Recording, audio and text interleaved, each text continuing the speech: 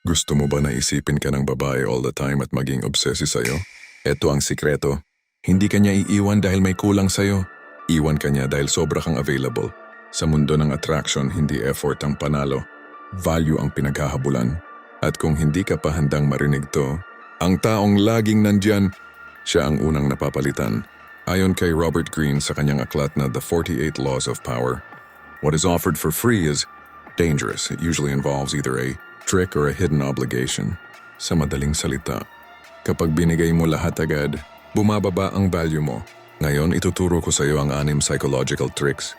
Hindi para manipulahin, kundi para maintindihan mo kung paano talaga gumagana ang attraction.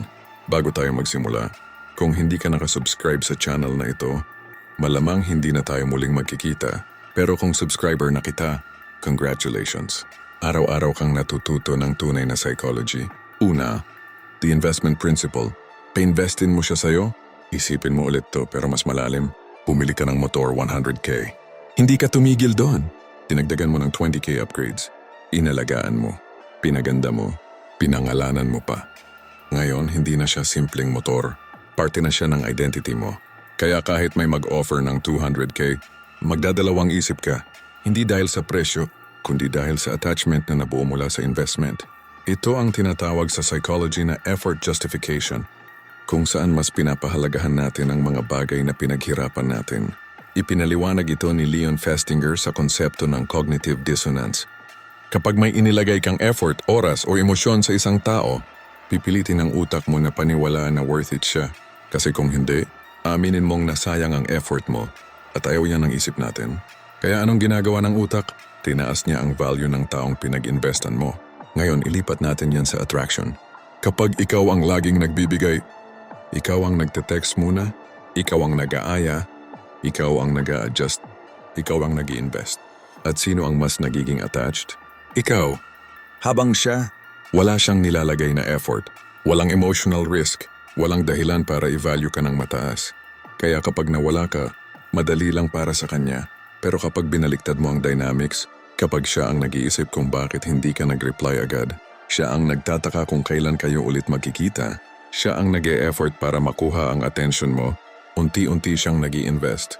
Oras, energy, emotion. At higit sa lahat, curiosity.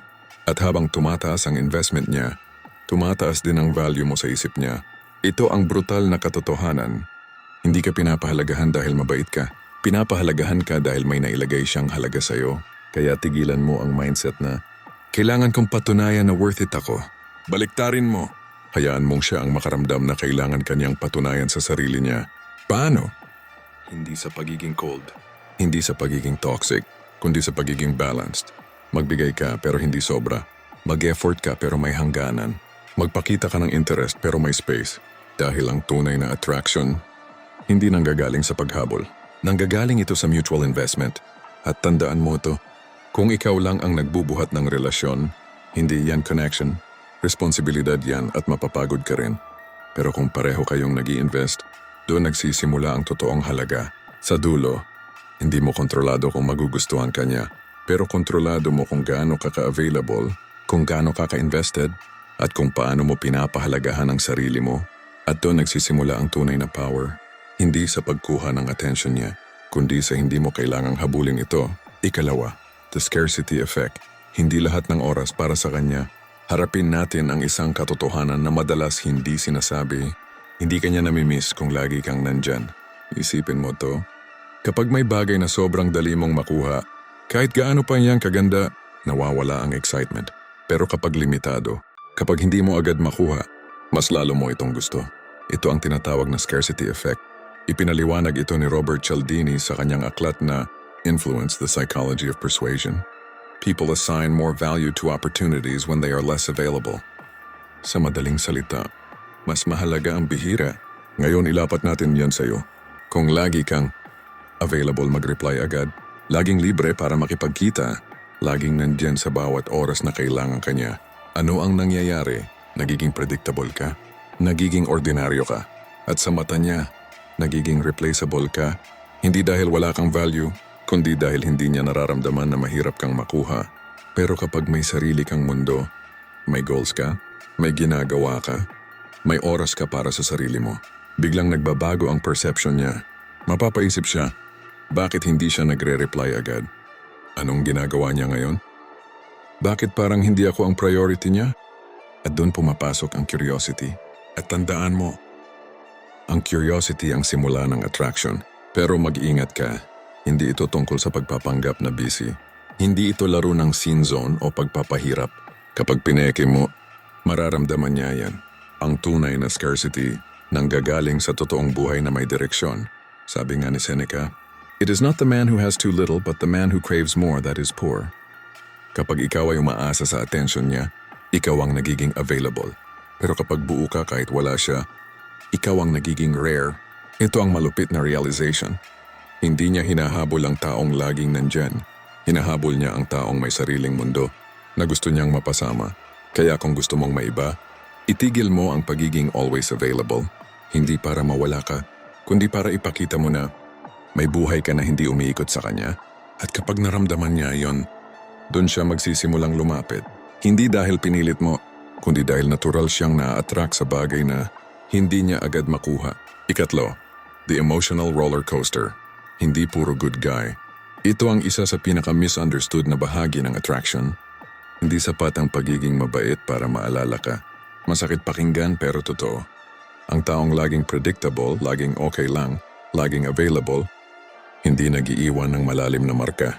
Bakit? Dahil ang utak ng tao hindi wired para maalala ang consistent comfort. Mas naalala nito ang contrast, yung may taas, may baba, may impact. Isipin mo ang isang pelikula. Kung buong pelikula puro saya, walang conflict, walang tension, mabobore ka.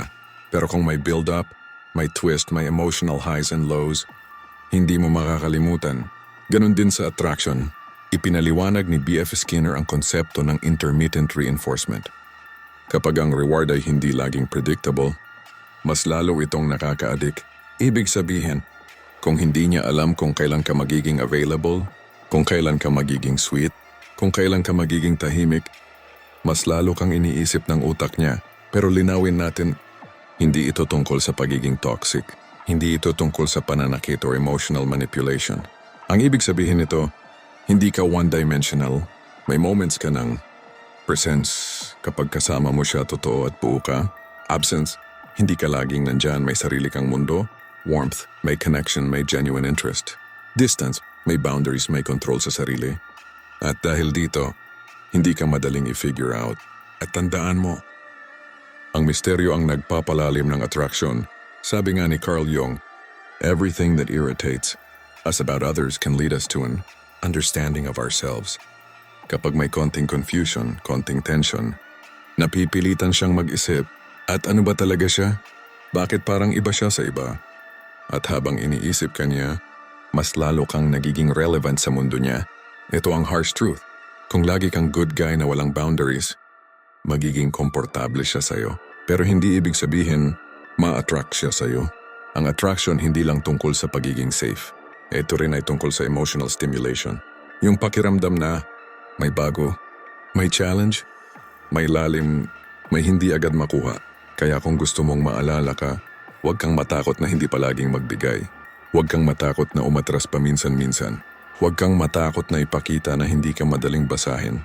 Hindi dahil gusto mong guluhin siya, kundi dahil may sarili kang control at identity. Sa dulo, hindi ka niya mamahalin dahil lagi kang nandyan.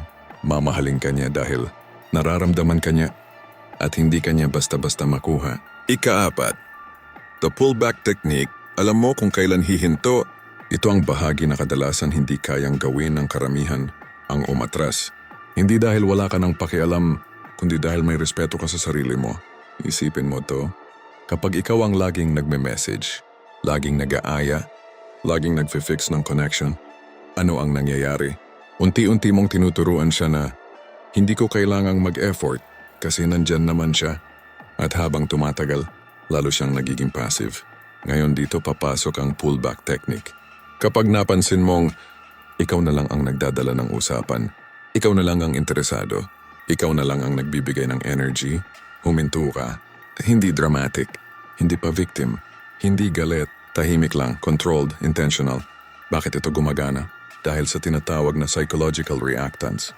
Ipinaliwanag ito ni Jack Brame sa reactance theory.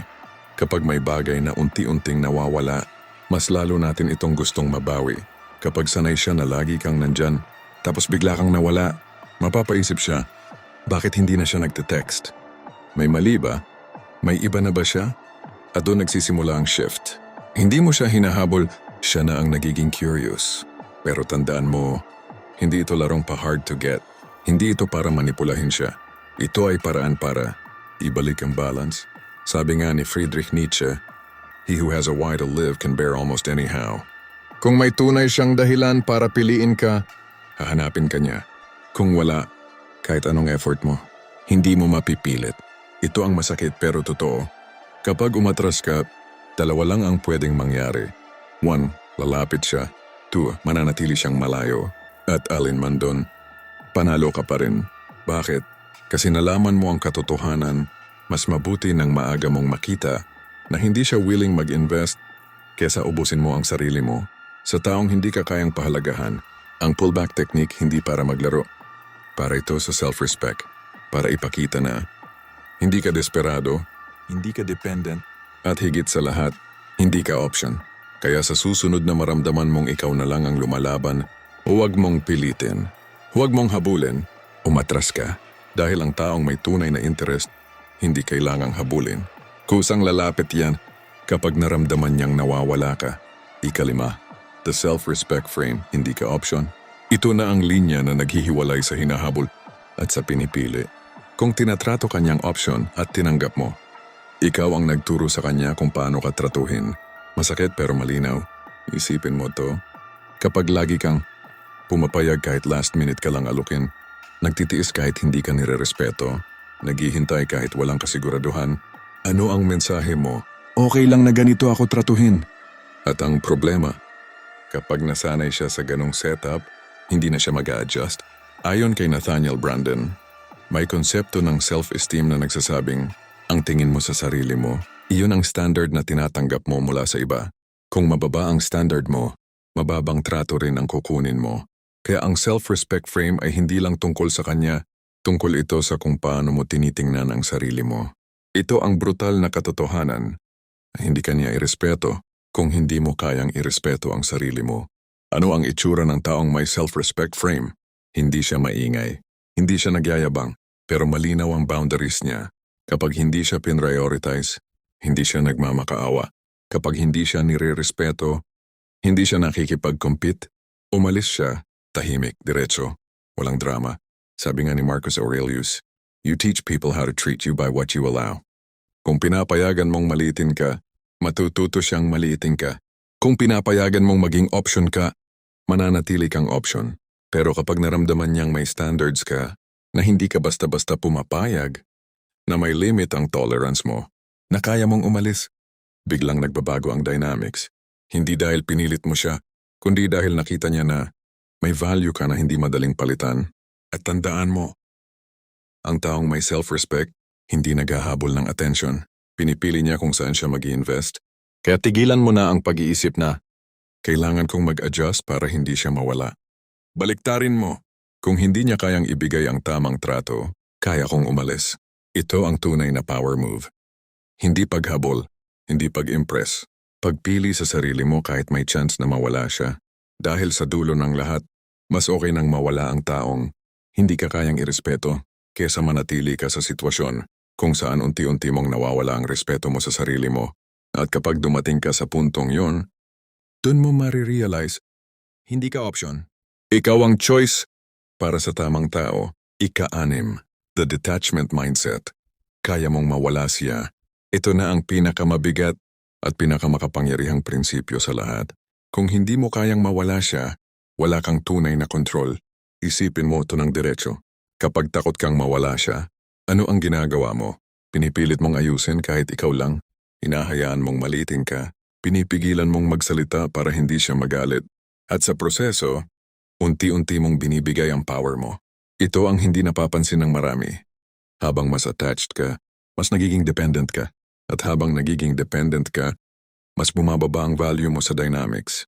Sabi nga ni Arthur Schopenhauer, desire ends in suffering. Kapag sobrang kapit ka sa outcome, nawawala ang clarity mo. Hindi mo na nakikita kung tama pa ba ang trato sa'yo. Basta ang iniisip mo lang, huwag lang siyang mawala. Pero kapag binago mo ang mindset mo, kapag tinanggap mo na, oh, gusto ko siya, pero kaya ko kahit wala siya, doon nag-iiba ang lahat. Hindi ka na nag-overthink sa bawat reply. Natatakot magsabi ng totoo. Naghahabol kapag malamig siya. Kasi alam mo sa sarili mo, hindi siya ang sentro ng mundo mo. At ironically, doon ka nagiging mas attractive. Bakit? Dahil ramdam niya na hindi ka needy, hindi ka desperado, at hindi ka basta-basta mawawala sa sarili mo para lang sa kanya. Ito ang konsepto ng detachment. Hindi ito pagiging cold. Hindi ito pagiging walang pakialam. Ito ay pagiging buo kahit wala siya. Sabi rin ni Epictetus, do not seek for things to happen as you wish but wish them to happen as they do happen. Ibig sabihin, hindi mo kontrolado kung pipiliin ka niya, pero kontrolado mo kung paano ka magre-react. At dito pumapasok ang tunay na lakas kapag kaya mong sabihin sa sarili mo, kung manatili siya, okay. Kung umalis siya, okay pa rin. Ito ang ultimate shift. Mula sa, paano ko siya mapapasaya para hindi siya mawala? Papunta sa, paano ko mapapanatili ang respeto ko sa sarili ko kahit anong mangyari? At kapag naramdaman niya yan, na hindi ka takot mawala siya, na hindi ka kumakapit, na hindi ka nagmamakaawa, doon siya magsisimulang lumapit.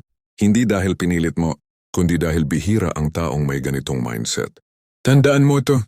Ang taong takot mawalan, siya ang nawawalan. Pero ang taong handang bumitaw, siya ang may kontrol. Sa dulo, hindi mo kailangan kontrolin ang nararamdaman niya. Ang kailangan mo lang kontrolin ay ang sarili mo. At kapag nagawa mo yon, hindi mo na kailangang habulin ang kahit sino. Dahil ang mga taong tama para sa'yo, kusang mananatili. Sa dulo ng lahat ng to, hindi mo kailangan maging manipulative. Kailangan mo lang maging aware na hindi effort ang sukatan ng value, hindi habol ang susi sa attraction. At higit sa lahat, hindi mo kailangang pilitin ang taong para sa'yo. Kung gusto mong habulin ka, maging worth habulin. Kung may natutunan ka dito, simulan mo sa sarili mo, hindi sa kanya. Dahil ang tunay na power, nagsisimula sa kung paano mo pinapahalagahan ang sarili mo.